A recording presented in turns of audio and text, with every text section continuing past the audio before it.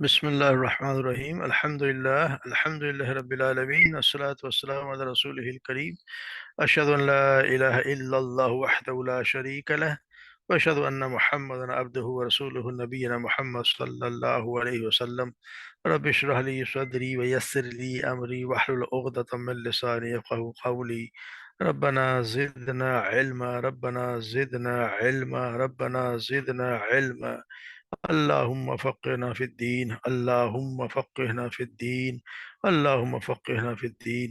السلام علیکم ورحمۃ اللہ وبرکاتہ۔ امید ہے سب لوگ خیریت سے ہوں گے، سب کو قرآن کلاس سے خوش آمدید۔ اللہ تبارک و تعالی ہمارے بات قبول فرمائے۔ نیا سبق کا آغاز کرتے ہیں۔ اعوذ باللہ من الشیطان الرجیم، بسم اللہ الرحمن الرحیم۔ وَأَقِمِ الصَّلَاةَ لِدُلُوقِ الشَّمْسِ إِلَى غَسَقِ اللَّيْلِ وَقُرْآنَ الْفَجْرِ إِنَّ قُرْآنَ الْفَجْرِ كَانَ مَشْهُودًا وَمِنَ اللَّيْلِ فَتَهَجَّدْ بِهِ نَافِلَةً لَكَ عَسَىٰ أَن يَبْعَثَكَ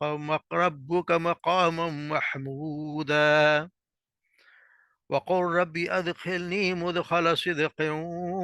وَأَخْرِجْنِي مُخْرَجَ صِدْقٍ وَاجْعَل لِّي مِن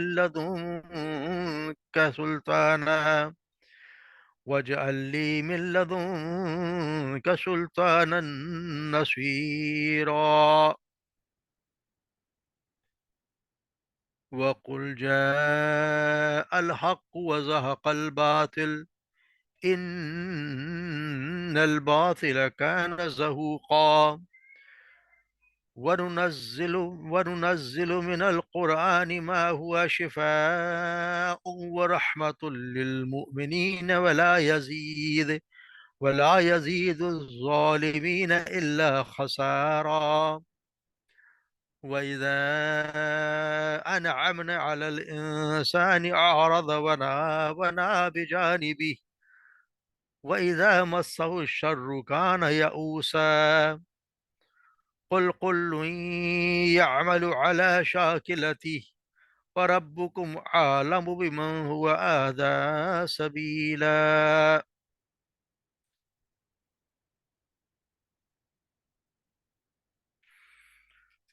اقم الصلاۃ یعنی قائم کیجئے نماز، لدلوق الشمس سورج کے ڈھلنے سے، الی غسق اللیل الی تک، غسق اللیل رات کے اندھیرے تک، وقرآن الفجر اور فجر کا قرآن یعنی فجر کی نماز، ان قرآن الفجری بے شک قرآن، لفجر فجر کا قرآن، کانا مشہودہ، کانا ہے حاضر کیا ہوا، مشہودہ حاضر کیا ہوا، ومن اللیل اور رات میں، فتہجد بھی، فتہجد بھی یعنی کہ آپ تہجد پڑھیں اس میں، بھی اس میں نافلۃ یہ آپ کے لیے زیادہ ہے، آسا قریب ہے کہ این یبعثک کہ وہ یبعثک وہ کھڑا کرے آپ کو، رب کا آپ کا رب، مقام محمود مقام محمود پر،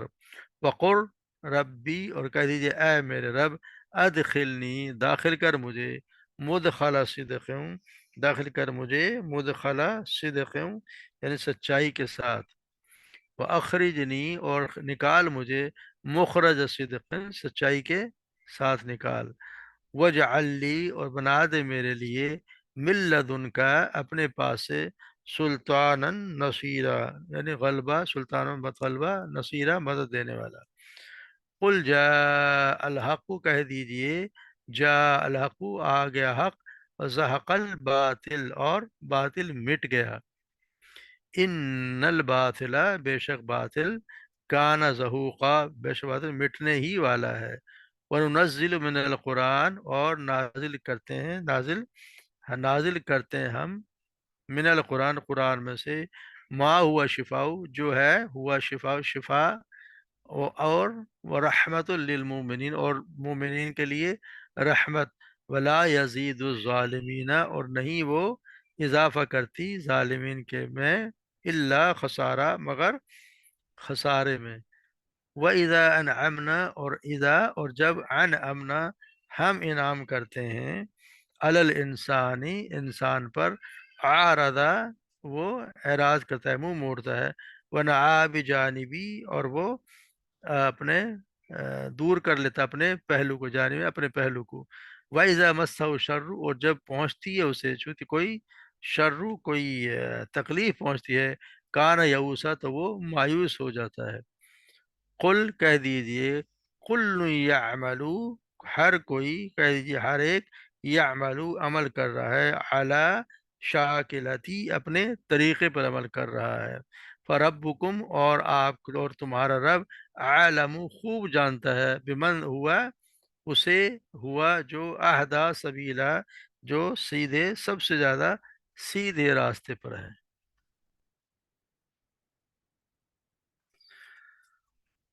تو یہاں اللہ تبارک و تعالیٰ نے، ہم جیسے ہم پیچھے آیت پڑھتے رہے کہ بڑی مشکلات کا ذکر تھا، اور کہا گیا تھا کہ اللہ کے رسول کے خلاف جو بڑی سازشیں ہو رہی تھیں اور ان کو نکالنے کی تیاریاں ہو رہی تھیں، مکہ سے نکال دیا جائے، ان کو جلا وطن کر دیا جائے۔ اس کے بعد اللہ تبارک و تعالیٰ نے فوراً، یعنی کہ یہاں پہ مشکلات و مسائل کے بعد فوراً ہی نماز قائم کرنے کا حکم دے کر اللہ تبارک و تعالیٰ نے یہ اشارہ فرمایا کہ ثابت قدمی جو ان حالات میں ایک مومن کو درکار ہے، وہ نماز کے قائم کرنے یعنی اقامت صلاۃ سے ہی حاصل ہوتی ہے۔ اور یہاں پہ اس آیت میں نماز کے اوقات اصل میں بتایا گئے ہیں کہ اس آیت میں پوچھیں کہ قرآن کی نماز کس کس وقت میں پڑھی جائے۔ اقیم الصلاۃ دلوق شمس، یعنی کہ زوال دلوق کہتے ہیں زوال آفتاب سے لے کر الی غسق اللیل، رات کے اندھیرے تک، یعنی زوال آفتاب سے مطلب یہ ہے کہ غروب جب ہوتا ہے، زوال جب ڈھل جاتا ہے، یعنی کہ سورج جب ڈھل لگ جاتا ہے، اس کے بعد جو ہے نا آپ نے نماز پڑھنی ہے دلوق شمس، یعنی کہ اس کے ڈھلنے کے بعد فجر، یعنی کہ اسے نماز پڑھنی ہے، الی غسق اللیل اور رات کے ڈھلنے تک، وہ قرآن الفجر یعنی قرآن فجر میں قرآن فجر کی نماز، یعنی کہ مسئلہ یہ ہے کہ یہ غسق اللیل کا مطلب یا تو رات کا پوری طرح تاریک ہو جانا ہے، یا پھر بعد میں اس کو یہ بھی لیا کہ نصف شب تک مراد لیتے ہیں، یعنی کہ اگر پہلا قول مان لیا جائے تو اس سے عشاء کا اول وقت مراد ہوگا، اور اگر دوسری بات کو صحیح مانا جائے تو پھر یہ اشارہ ہوگا کہ عشاء کے آخری وقت تک ہے، یعنی کہ یہاں پہ یہ بتایا گیا کہ یہ نمازوں کے اوقات ہیں، زوال آفتاب سے لے کر، یعنی کہ زوال سے لے کر رات کے ہونے تک آپ کی آ گئی ہیں ظہر اور عصر، اور غسق اللیل اس میں آ گئی آپ کی مغرب اور عشاء، اور پھر قرآن فجر، اور قرآن فجر سے مراد ہے کہ یہاں پہ مطلب ہے قرآن فجر سے مراد قرآن فجر کی نماز ہے۔ اصل ویسے تو قرآن فجر کا مطلب ہوتا ہے پو پھٹنا ہوتا ہے، یعنی وہ بالکل وہ اول وقت جب صبح رات کی تاریکی کو پار کر صبح جب نمودار ہوتی ہے۔ فجر کے معنی قرآن میں کہیں نماز کے لیے، کہیں صلاۃ کا لفظ استعمال ہوا ہے، اور کہیں اس کے مختلف جز، کسی بھی جز کا نام لے کے اس کا پوری نماز مراد لی گئی ہے، مثلا تسبیح کہا گیا ہے، حمد کہا گیا ہے، ذکر ہے، قیام ہے، رکوع ہے، سجود ہے، یہ جہاں بھی ہے اس کا مطلب یہ ہوتا ہے کہ نماز ہے۔ یہاں اس طرح فجر کی نماز میں قرآن پڑھنے کا مطلب یہ مطلب نہیں کہ قرآن پڑھنا ہے، بلکہ نماز میں قرآن پڑھنا ہے۔ اسی طریقے سے قرآن مجید میں ضمناً یہ اشارہ بھی یہاں کر دیا گیا ہے کہ نماز کن کن اجزاء پر سے مرکب ہوتی ہے، اور انہی اشارات کی وجہ سے نبی کے صلی اللہ علیہ وسلم نے نماز کی وہ طریقہ بتا دیا جو مسلمانوں پر آئے، کہ کس طرح رکوع کرنا ہے، کس طرح سجدہ کرنا ہے۔ یہ قرآن میں جگہ جگہ نماز کے لیے جو الفاظ استعمال ان کی وجہ ان کی صحیح طریقے آپ صلی اللہ علیہ وسلم نے یہ چیزیں بتائیں۔ تو یہاں بتایا گیا واقعی صلاۃ طلوع الشمس الی غسق اللیل و قرآن الفجر ان قرآن الفجر کان مشہود، اور قرآن فجر وقت میں اس وقت جو ہے مشہود، یعنی کہ مشہود ہوتا ہے، یعنی مقصد یہ ہے کہ اللہ کے فرشتے اس کے گواہ بنتے ہیں، اس وقت نماز کے فجر میں اللہ کے گواہ فرشتے وہ گواہ بنتے ہیں، جیسا کہ حدیث میں آتا ہے کہ اگرچہ ویسے تو فرشتے ہر نماز اور ہر نیکی کے گواہ ہیں، لیکن خاص طور پر نماز سے فجر کے وقت قرت میں ان کی گواہی کو ذکر کیا گیا، تو اس کا مطلب یہ ہے کہ اسے خاص اہمیت حاصل ہے۔ اسی وجہ سے نبی کرم صلی اللہ علیہ وسلم نے فجر کی نماز میں لمبی قرت کرنے کا طریقہ اختیار فرمایا، اور اسی کی پیروی صحابہ کرام نے بھی کی، اور بعد کے ائمہ نے بھی اس کو مستحب قرار دیا، یعنی فجر کی نماز میں قرت لمبی کی جاتی ہے۔ اور اس کے یہ بھی یہ بتایا گیا ہے کہ جیسے یہاں پہ 5 وقت نماز جو معراج کا مقرر فرض کی گئی اس کے اوقات کی تنظیم کس طرح ہوتی ہے؟ یہاں یہ بھی فجر کی نماز کا یہ بھی بتایا گیا ہے کہ یہاں پہ فجر کے وقت جو ہے وہ فرشتے جو رات کے جو فرشتے ہوتے ہیں وہ جن کا پھر ایک دوسرے کے بعد آتے جاتے رہتے ہیں، تو فجر اور عصر کی نماز میں جمع ہوتے ہیں، تو پھر جو فرشتے رات کو زمین پر تھے وہ صبح کے وقت آسمان پر چڑھ جاتے ہیں، تو اللہ تبارک و تعالیٰ ان سے پوچھتا ہے، حالانکہ وہ خود ان سے زیادہ جانتا ہے کہ تم میرے بندوں کو کس حال میں چھوڑ کر آئے ہو، تو عرض کرتے ہیں کہ جب ہم نے ان کو چھوڑا تو اس وقت وہ نماز پڑھ رہے تھے، جب ان کے پاس گئے اس وقت وہ نماز پڑھ رہے تھے، یعنی فجر کی نماز کی بہت زیادہ ہی اہمیت ہے، بے شک یعنی فجر کی نماز میں بہت زیادہ اہمیت دی گئی، تو یہ ضرور ہونا چاہیے۔ یہاں پہ یہ جو اس آیت میں پوری نماز کے اوقات بتا دیے گئے، تو اس کی تشریح تھا کہ جب جبرائیل علیہ السلام جبرائیل علیہ السلام کو آپ صلی اللہ تبارک و تعالیٰ نے بھیجا اور انہوں نے نماز کے ٹھیک ٹھیک اوقات کی تعلیم ہے کہ آپ صلی اللہ علیہ وسلم کو دی، چنانچہ حدیث میں آتا ہے کہ ابن عباس کی روایت ہے کہ آپ صلی اللہ علیہ وسلم نے فرمایا کہ جبرائیل نے 2 مرتبہ مجھ کو بیت اللہ کے قریب نماز پڑھائی۔ پہلے دن ظہر کی نماز ایسے وقت پڑھائی جبکہ سورج ابھی ڈھلا ہی تھا اور سایہ ایک جوتی کے تسمے سے زیادہ دراز نہ تھا۔ پھر عصر کی نماز ایسے وقت پڑھائی جبکہ ہر چیز کا سایہ اس کے قد کے برابر تھا۔ پھر مغرب کی نماز ٹھیک اس وقت پڑھائی جبکہ روزہ افطار کرتا ہے، روزہ دار روزہ افطار کرتا ہے۔ پھر عشاء کی نماز شفق غائب ہوتے ہی پڑھا دی۔ پھر فجر کی نماز اس وقت پڑھائی جبکہ روزہ دار پر کھانا پینا حرام ہو جاتا ہے۔ دوسرے دن انہوں نے ظہر کی نماز مجھے اس وقت پڑھائی کہ ہر نماز کا سایہ اس کے قد کے برابر تھا، اور عصر کی نماز اس وقت پڑھائی جبکہ ہر چیز کا سایہ اس کے قد سے دگنا ہو گیا، اور مغرب کی نماز اس وقت جبکہ روزہ دار روزہ افطار کرتا ہے، اور عشاء کی نماز 1/3 رات گزر جانے کے بعد پڑھائی، اور فجر کی نماز اچھی طرح روشنی پھیل جانے پر۔ پھر جبرائیل نے پڑھ کر مجھ سے کہا کہ اے محمد، یہی اوقات انبیاء کے نماز پڑھنے کے ہیں، اور نمازوں کے صحیح اوقات ان دونوں وقتوں کے درمیان ہیں، یعنی پہلے دن ہر وقت کی ابتدا اور دوسرے دن ہر وقت کی انتہا بتا دی گئی، تو یہ ہر وقت کی نماز ان دونوں کے درمیان ہی ادا کرنی چاہیے، یہ ضروری ہے۔ اور یہ نمازوں کے اوقات قرآن میں اور بھی جگہوں پہ اللہ تبارک و تعالیٰ نے مختلف جگہوں پہ بتائے ہیں، جیسے جب فرمایا واقیم الصلاۃ و طرف النہار وزلفا فی من اللیل، نماز قائم کرو دن کے دونوں کناروں پر یعنی فجر اور مغرب، اور کچھ رات گزرنے پر یعنی عشاء، وسبح حمد، یا اسی طرح سورہ طه فرمایا سبح حمد ربک قبل طلوع الشمس وقبل غروبها ومن آناء الليل وسبح اطراف النهار، اور ہم رب کی حمد کے ساتھ اس کی تسبیح کر طلوع آفتاب سے پہلے یعنی فجر، اور غروب آفتاب سے پہلے یعنی عصر، اور رات کے اوقات میں پھر تسبیح یعنی کر عشاء، اور دن کے سروں پر یعنی صبح ظہر اور مغرب، تو یہ اسی طرح اللہ تبارک و تعالیٰ نے بسبحان اللہ حین تمسون وحین تصبحون وَلَهُ الْحَمْدُ فِي السَّمَاوَاتِ وَالْأَرْضِ وَعَشِيًّا وَحِينَ تُظْهِرُونَ، یعنی اللہ کی تسبیح کر، یعنی تسبیح بتائی گئی، پچھلے میں بھی تسبیح کا نام لیا گیا حالانکہ نماز ہے، اللہ کی تسبیح کرو جب تم صبح کرتے ہو یعنی مغرب، جب تم شام کرتے ہو یعنی مغرب، اور جب صبح کرتے ہو یعنی فجر، اور اس کے لیے حمد آسمانوں میں اور زمین میں، اور اسی کی تسبیح کر دن کے آخری حصے میں یعنی عصر، اور جب کہ تم دوپہر کرتے ہو یعنی کہ ظہر، تو یہ مقصد یہ ہے کہ ان کے یہ ایک تو نماز کے اوقات میں یہ بھی اس کا مصلیت رکھی گئی، ان میں سے ایک یہ بھی مصلیت ہے کہ آفتاب جو سورج کو لوگ پوجتے ہیں ان کی عبادت کے اوقات سے اجتناب کیا جائے۔ یہ سورج جو ہر زمانے مشرکین کا سب سے بڑا اور بہت بڑا معبود رہا ہے، ان کے اس کے غروب ہونے اور طلوع ہونے کے اوقات خاص طور پر ان کے عبادت کے اوقات ہوتے ہیں، اسے ان اوقات میں تو نماز پڑھنا حرام قرار دی گئی، اس لیے کہ اس کے علاوہ آفتاب کے جو سورج کی پرتش زیادہ تر اس کے عروج کے اوقات میں ہوتی جاتی رہتی ہے، یعنی لہٰذا اسلام میں حکم دیا گیا ہے کہ تم دن کی نمازیں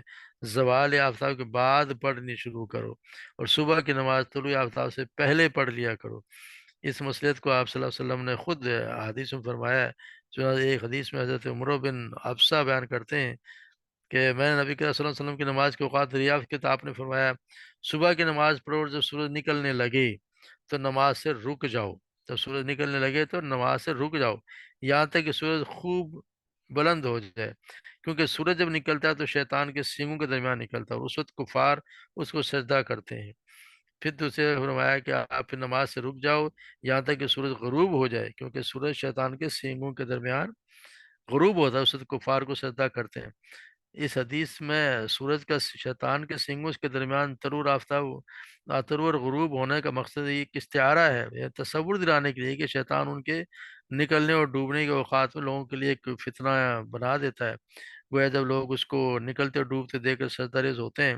تو ایسا محسوس ہوتا ہے کہ شیطان اسے اپنے سر پر لیے ہوئے ہے اور سر ہی پر لیے جا رہا ہے۔ اس استعارے کی حضور صلی اللہ علیہ وسلم نے خود اپنے فقرے سے میں بتا دیا کہ اس کفار اس کو سجدہ کرتے ہیں، اس لیے ان اوقات میں ہمارے لیے نماز پڑھنا منع کر دیا گیا ہے۔ پھر بتایا تہجد کے لیے بتایا بناوا ایسا وَمِنَ اللَّيْلِ فَتَهَجَّدْ بِهِ نَافِلَةً لَكَ، اور تم اور رات کو تہجد پڑھو بھی نافلہ، یہ تمہارے لیے زیادہ ہے۔ تہجد کے معنی کہ نیند سے اٹھنے کے بعد نماز کے اوقات میں رات کے وقت نماز پڑھنے کا، یعنی کہ خاص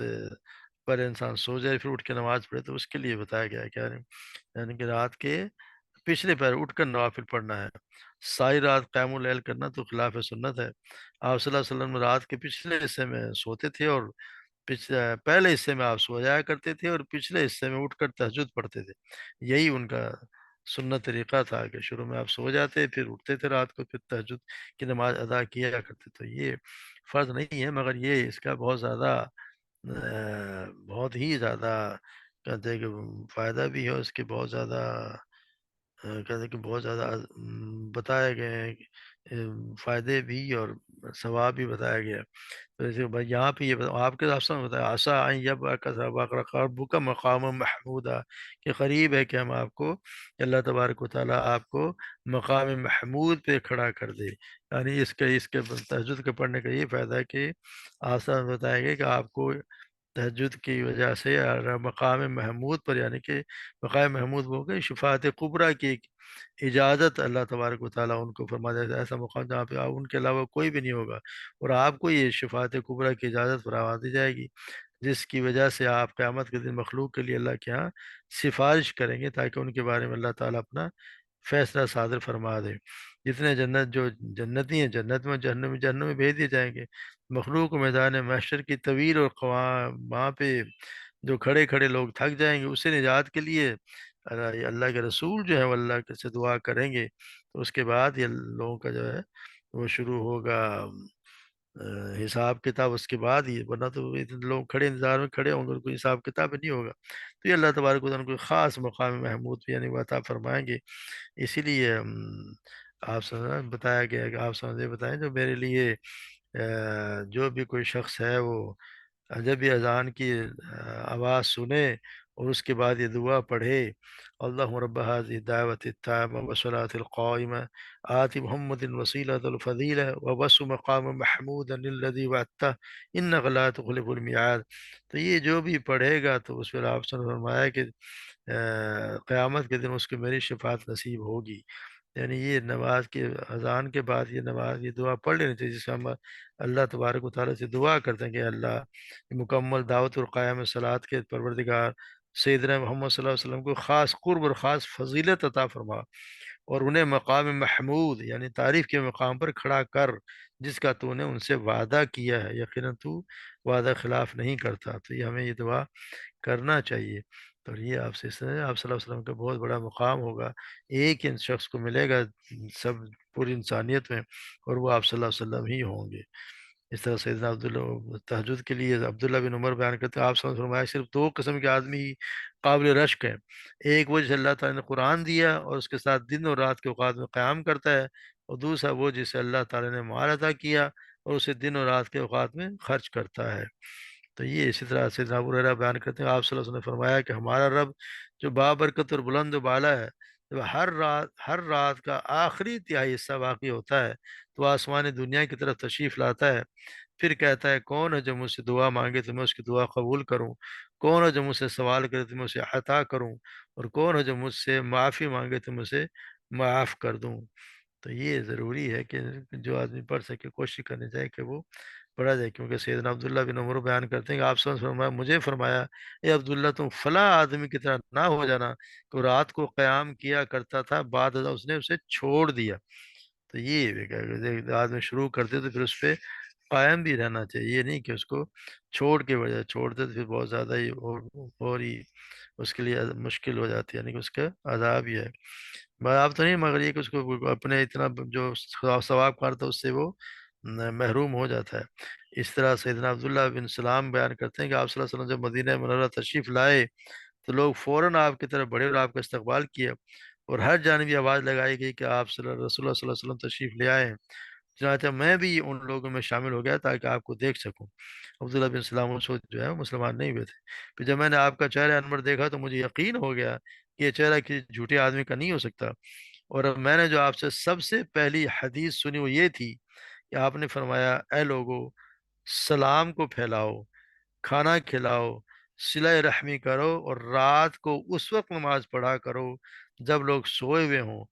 اگر یعنی کہ اگر یہ کام کرو گے تو جنت میں سلامتی کے ساتھ داخل ہو جاؤ گے۔ تو یہ رات کی نماز کا کتنا بڑا عجب بتایا گیا ہے کہ اس نماز پڑھو جب لوگ سوئے ہوئے ہوں گے، کہ تم یہ کام کرو گے تو جنت میں سلامتی سے داخل ہو جاؤ گے۔ پھر اللہ تبارک و تعالیٰ نے آپ صلی اللہ علیہ وسلم کی دعا سے کہ رب ادخلنی مدخل صدق واخرجنی مخرج صدق واجعل لی من لدنک سلطانا نصیرا۔ اے اللہ مجھے مجھے داخل کر سچائی کے ساتھ، یعنی مجھے داخل کر سچائی کے ساتھ، اور نکال مجھے سچائی کی سچا نکالنا، اور میرے لیے اپنی طرف سے کوئی ایسا غلبہ بنا جو مددگار ہو۔ یعنی اس کا اصل مضمون یہ آپ سمجھ یعنی بتا دیے گا، سمجھو کہ ہجرت کا وقت قریب آ گیا، ہجرت ہونے والی ہے۔ تو ان کا مفہوم یہ دعا یوں کیا کہ جیسے سمجھو یہ دعا کہ میرے رب مجھے مدینہ میں داخل کر دے جو میرا دار الہجرت ہو، جہاں مجھے کوئی تکلیف نہیں دے گا، اور مکہ سے مجھے نکال دے تو وہاں سے بھی خیریت سے، یعنی وہاں میرے دل میں دوبارہ وہاں لوٹ جانے کا جذبہ باقی نہ رہے، اور اپنی جانب سے میرا کوئی مددگار معین مددگار بنا دے جو تیرے دین کے دشمنوں کے خلاف میری مدد کرے۔ تو آپ صلی اللہ علیہ وسلم نے جب ہجرت کی تو اس دعا کے ساتھ پوری طرح ظاہر ہو گئے۔ آپ مدینہ منورہ میں داخل ہوئے تو بڑی شان سے داخل ہوئے، اور جب مکہ سے نکلے تو بخیریت، تو آپ وہاں سے بخیر و عافیت وہاں سے نکل لیے۔ تو مدینہ منورہ پہنچ کے اللہ تبارک و تعالیٰ آپ کو قوت و غلبہ عطا فرمایا، اور کافروں کی تمام سازشیں بیکار ہو گئیں۔ تو یہ اللہ تبارک و تعالیٰ یہ دعا صاف نہیں، اللہ تبارک و تعالیٰ نے آپ کو یہ دعا سکھائی، تو اس کا یا تو مطلب یہ ہے کہ یا تو مجھے خود اقتدار عطا فرما میری طرف سے، یعنی وجعل من لدنک سلطانا نصیرا، یعنی میری طرف اپنے، یعنی یا تو مجھے خود اقتدار عطا کر دے، یا پھر کسی حکومت کو میرا مددگار بنا دے تاکہ اس کی طاقت سے دنیا کے اس بگاڑ کو درست کر سکوں، اور جو معاشیات یعنی کہ جو ہو رہی ہیں، گناہ گار ہو رہے ہیں، نافرمانی ہو رہے ہیں، اس کے خلاف کو روک سکوں، اور تیرے قانون کا، اللہ تبارک و تعالیٰ قانون کا قیادت کو جاری کر سکوں۔ تو یہی ہے جس میں آپ صلی اللہ علیہ وسلم نے یہ فرمایا کہ یعنی اللہ تعالیٰ حکومت کی طاقت سے ان چیزوں کا سدباب کر دیتا ہے جن کا سدباب قرآن سے نہیں کرتا۔ ایسے معلوم ہوا کہ اسلام دنیا میں جو اصلاح چاہتا ہے وہ صرف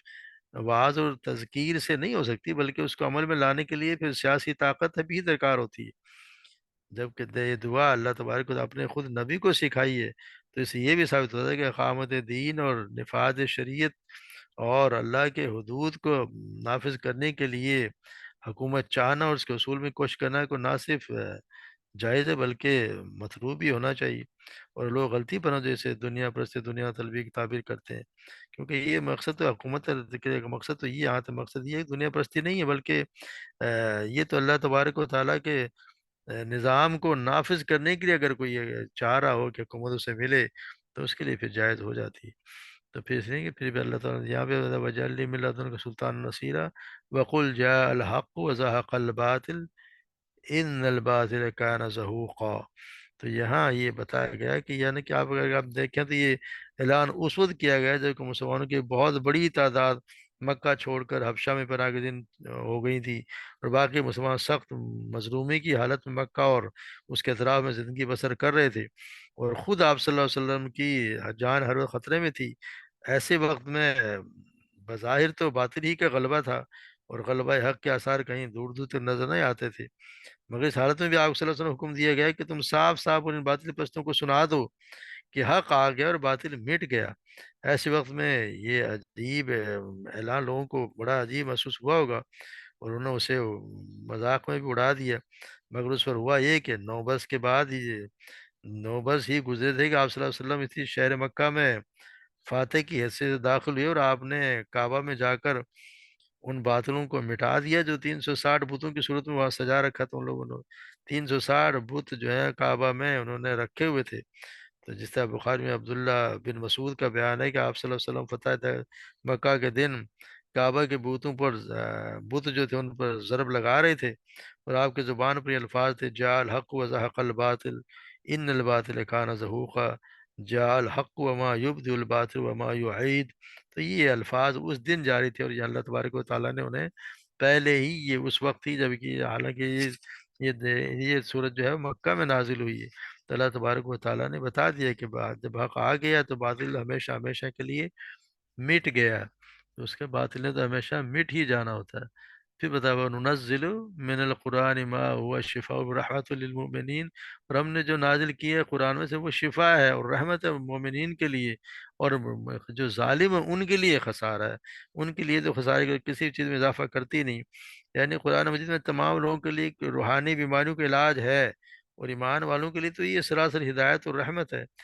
ظالموں میں نقصان میں اضافہ ہونے کا مطلب یہ ہے کہ ظالم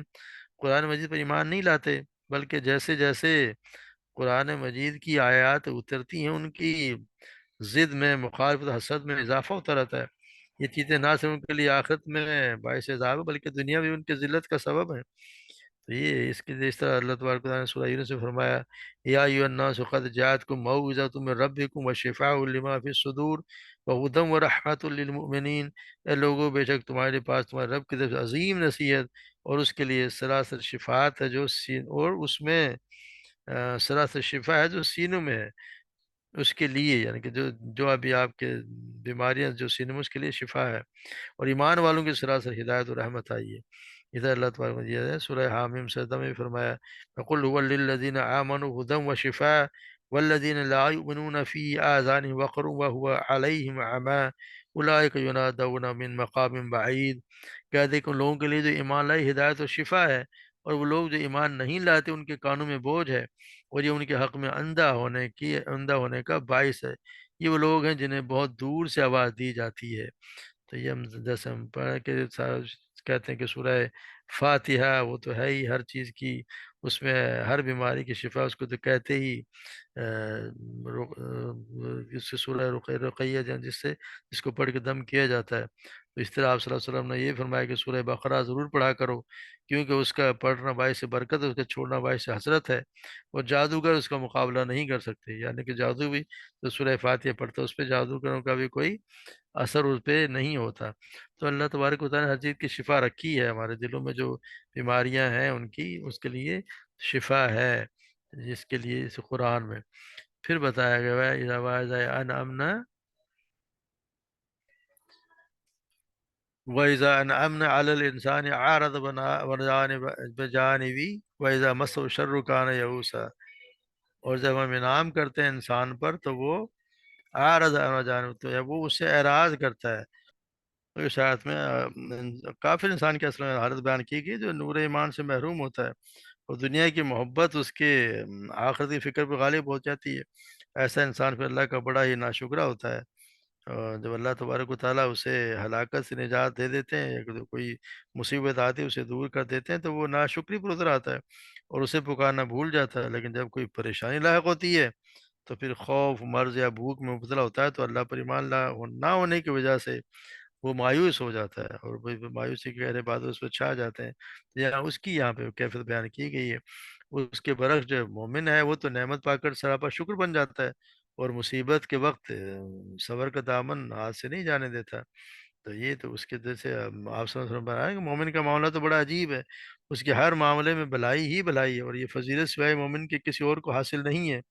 وہ اس طرح کہ اگر اسے کوئی خوشی حاصل ہوتی ہے تو اس نے شکر ادا کیا تو اس میں بھی اس کے لیے ثواب ہے، اور جو اس کو نقصان پہنچا اس پر صبر کیا تو اس میں بھی اس کے لیے ثواب ہے۔ دونوں صورتوں میں مومن کا معاملہ تو ثواب بھلائی ہی بھلائی ہے۔ تو یہاں پہ یہ جو بیان کیا گیا یہ اس کے لیے بیان کیا جو کافروں کا مسئلہ ہے۔ پھر بقل قل قل یعمل علی شاکلتی، کہہ دی کہ ہر کوئی عمل اپنے طریقے پر عمل کرتا ہے، रब्बुकुम आलम बिमन हुआ अहदा सबीला, और जो तुम्हारा रब ज़्यादा जाने वाले कौन ज़्यादा सीधे रास्ते पर है। यानी ये अल्लाह तबारक व तआला ही जानते हैं। यानी कि ये मोमिन की तारीफ, काफिर की मजम्मत बयान की गई कि हर इंसान अपने मज़हब, तरीक़े और अखलाक और किरदार के मुताबिक अमल करता है। काफिर जो अपने तरीके पर चलता है और मोमिन भी अपने तरीके पर चलता है। फिर हर शख्स ये दावा भी करता है कि वो हक पर है, लेकिन हिदायत याफ्ता कौन है, उसका सही इल्म तो सिर्फ अल्लाह को हासिल है। और क़यामत के दिन हर एक को उसके अमल और किरदार के मुताबिक अल्लाह तबारक व तआला बदला देंगे। तो यहाँ ये उनको समझाया गया है कि हर कोई अपने अपने, और हम देख भी रहे हैं कि हर कोई जो भी अमल कर रहा है, हर कोई अपने जिस मसल से चक्कर में लगा हुआ, जिस मजहब में है, वो अपने आप को कह रहा है कि मैं ही सही हूँ। तो हमें तो सही तरीका तो कुरान समझाता है कि जो कुरान के मुताबिक और अल्लाह के रसूल के बताए हुए तरीके के मुताबिक जो चल रहा है, तो वो तो सही है, क्योंकि ये अल्लाह ही का बताया हुआ दीन है। और जो इसके मुताबिक नहीं चल रहा, तो वो फिर अपनी ख्वाहिशात के मुताबिक या अपने उसको चल रहा है, तो अल्लाह तबारक व तआला उस दिन फैसला कर देंगे। यहाँ भी अल्लाह तबारक व तआला तो सबके लिए जानते हैं कि कौन हिदायत पर और कौन जो है वो अपनी मर्जी से चल रहा है। तो उसका फैसला तो अल्लाह तबारक व तआला उस दिन करेंगे जिस दिन क़यामत कायम होगी। तो अल्लाह तबारक व तआला हमें भी सही रास्ते का हिदायत दे और सही रास्ते पर चलाए, उस पर इस्तकामत भी बख्शे। अल्लाह तबारक व तआला से दुआ हम सब पे रहम फरमाए, हम सबको कुरान मजीद समझने की, उस पर अमल करने की और उसको आगे फैलाने की तौफीक अता फरमाए। वमा अलैना इल्लल बलाग।